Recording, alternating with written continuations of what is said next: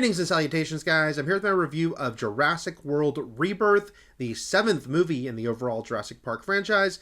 But this one stands out as the first one with no returning characters. We have a completely new set of faces in this movie on pretty much a standalone adventure. Our lead here is Scarlett Johansson's Zora. She is a mercenary hired by Rupert Friend's Martin Krebs to lead an expedition to an island that was once used by InGen for genetic research. Their mission is to get blood samples from 3 different dinosaur species, believing that they could be key to medical breakthroughs for humans. Behind the scenes, we have someone brand new to the franchise, while also someone notable who is returning. The director is Gareth Edwards, who directed Godzilla 2014, Rogue One, and the creator. His first time dealing with the Jurassic franchise, but obviously he has done huge, massive movies before that also have been sort of visually notable, really sort of stood out in that regard. And then the writer of this movie is David Koepp, the screenwriter of both the original Jurassic Park and the first sequel, The Lost World. And so he's finally returning to the franchise here in what's been a very busy year for Koepp. He also wrote 2 Steven Soderbergh movies that we've already seen, both Presence and one of my favorite movies of the year, Black Box. And now he is back in sort of mega blockbuster mode with another Jurassic Park movie. And the end result is something that is goofy but fun. Something that maybe a lot of the Jurassic Park movies can say once you get past that amazing first movie. Look, I am generally speaking a fan of these movies. I've enjoyed most of them. Jurassic World gets so much hate online. I thought it was a fun movie. I thought Fallen Kingdom had some atmospheric, cool set pieces. Now, Jurassic World Dominion, no, don't worry. I won't go that far, because that's not a good movie. It just didn't even deliver sort of what you want at the core of a Jurassic Park movie, where I think all the other sequels, to some regard, were able to do that.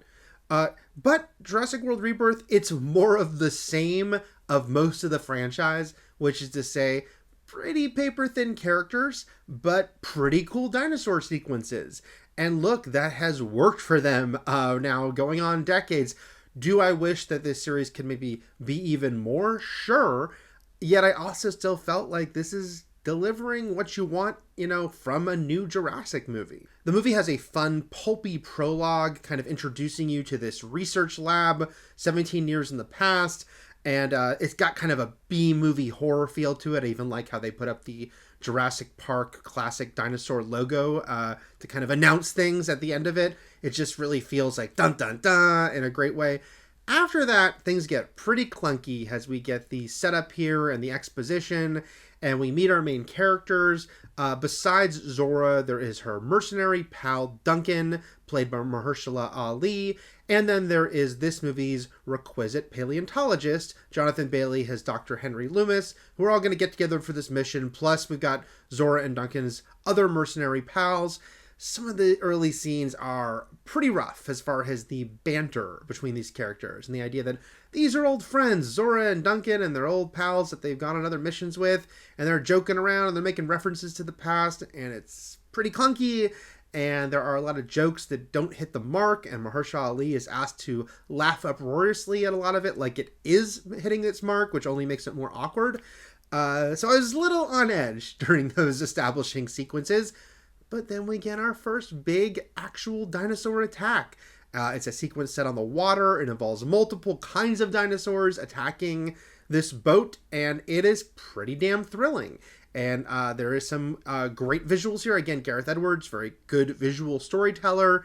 And after that, it kind of had me. Again, it had me at a little bit of arm's length because I was never that invested in these characters. But I was like, okay, if we're doing another Jurassic movie, it's just going to be another one that doesn't have really wonderful characterization. But if they're delivering the goods, I can go with that. And that's what we got here. It really feels like a throwback to Jurassic Park 3 in a lot of ways. Both because, once again, we're traveling to another island that InGen had. I know that Jurassic Park 3 used the same island Lost World introduced. But here's yet another one. But also because there is a family that gets involved in this.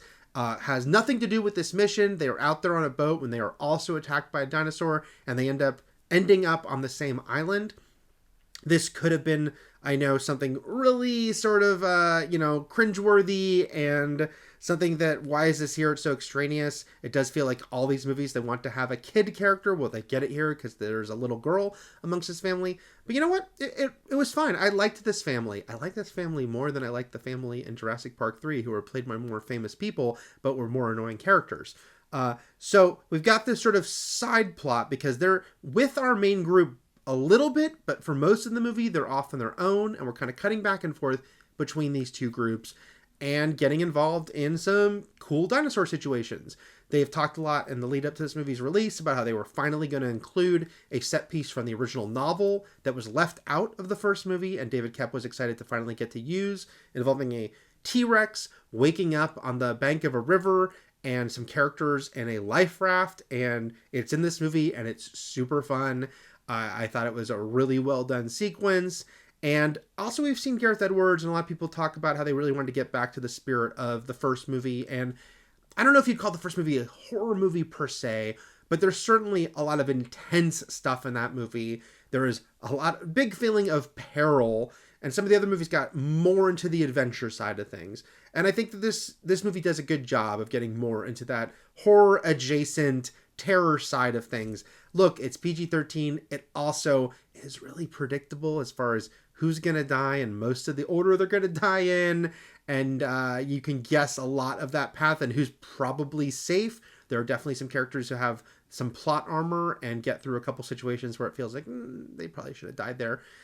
So nothing is going to throw you or surprise you on the story level. But the set pieces do help evoke those early Jurassic days, and I think in a pretty exciting way. Look, is it going to match what Spielberg did in 1993? No, they'll probably never get back to that level. How could they? How can they get back to us as an audience having our awe at what we were seeing and the jumps in technology that movie was delivering, but also that it was done by such a master storyteller that was really bringing us along for this wonderful, scary, exciting ride. But, I enjoyed this new movie like I've enjoyed most of the sequels as far as, this is a cool sequence. There's a sequence that is clearly aping the raptors in the kitchen sequence. Not as good, but pretty good, pretty fun. It's funny, these movies, they've done so well, even they seem pretty review proof. I don't know if this one's going to do as well. I kind of feel like maybe they have finally peaked, especially because Dominion was pretty badly received. But there's always going to be an audience for well-made dinosaur movies with cool-looking dinosaurs delivering, pretty exciting stuff. And Dominion aside, I think they've been able to do that for most of the franchise, and this one does it again. In terms of the types of dinosaurs featured in this movie, we get most of the familiar faces you expect, but some of them more prominent than others, with a focus on a different mix here. And also, of course, there's the whole looming idea that this is a island that was made for genetic experiments and hybrids and new kinds of dinosaurs, some of which went wrong. And it's, again, part of the fun goofiness of this movie that we get. The big mega dinosaur that's kind of part T-Rex, but also part xenomorph from the Alien movies, and just looks like some weird, hideous creature.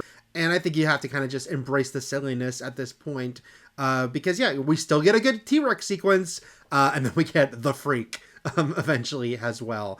But the movie has a lot of fun with the different ways it does these sequences, and I have to say, it has an excellent sequence involving one of the characters going to take a leak and what happens behind them as they are peeing, and some dino mayhem that occurs. In general, this movie I actually think has a lot of fun with the idea of the dinosaurs attacking each other and that they're often a threat to each other. There's always a bigger fish adage looms large in this movie, and I think is used in some clever ways.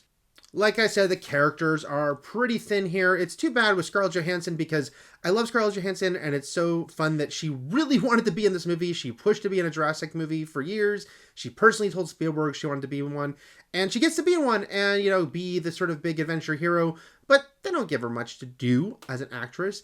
They give her a backstory that has some tragedy, almost too much, I'd say, because she's got two tragic things in her recent past, both the death of a colleague on a mission, but also the death of a parent, and it's kind of strange overlap in the things that we should be sort of concentrating on with her.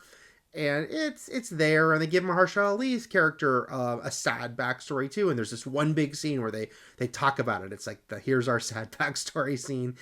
It's not gonna resonate. It's just sort of there. I think Jonathan Bailey maybe gets the most to do. I don't know if that's the right term. He has the most fun role to play, probably. Has the paleontologist, has the guy who gets to be the most in awe of what's going on here, and also gets to be the fish out of water because he's not adventure guy like the rest of these people. And so he, it's that tried and true character of the guy who's nervous about everything, doesn't know what he's doing, unsure, but I think the Bailey does a really good spin on that type of character. And like I said, I found myself enjoying most of the time with the family, the sort of side story with them. They do use that family to give us this very adorable little dinosaur that the little girl is going to put into a backpack and walk around with her, named Dolores, who seems pretty obvious as their attempt to have the cute factor, the baby Yoda of it all. But it works. I was awing at the Dolores, and she's not too distracting. She doesn't sort of take over the movie in a way that I think it, just like the family itself, it doesn't go too far into that. And it helps that very young Adriana Miranda, as their youngest daughter, is a very good actress and manages to actually sell sort of the terror that this little girl is going through. Also, let's just mention the lore of Jurassic World here, and the fact that is it a bummer that this movie pulls back everything that happened in the last two movies as far as dinosaurs are everywhere, they live amongst us, and immediately it begins and says, oh, the Earth was mostly inhospitable, and most of the dinosaurs have died, and the ones that haven't have gone to tropical climates, and so they're not really amongst us in the cities for the most part anymore. Yeah, it really feels like they went there and they didn't want to go there because they kept going back to let's go to this sort of island Jurassic Park-esque setting for our movie, except for Final Kingdom, which, actually did end in a different environment with that mansion, controversially, I guess. But the rest of them keep going back to this, and it's like, okay, I understand this is part of what people expect from these movies, but also blowing it out into the big city setting could be so fun, and it just seems like it's not somewhere they really want to go, at least for a prolonged time. Here and there, they think it's cool, but yeah, I would have liked to have seen more of that. That's not where this story takes us. So yeah, I know it's like a weird damning with faint praise thing, because on one hand, yes, I think this series could be more, do more, go to different places, and they definitely seem to kind of like to recycle a certain formula. Then again, certain formulas work if done right, and for the most part, Jurassic World Rebirth gets that right. I think that, those early scenes are pretty rough, but once you get into the stuff that you really are paying to go see with the dinosaurs, I think you pretty much get your money's worth, even though, once again, I'll think, maybe next time they can go a little deeper here. Those are my thoughts on Jurassic World Rebirth, which is in theaters everywhere this weekend. If you can like and subscribe, that would be great. Thanks a lot, guys. Take care.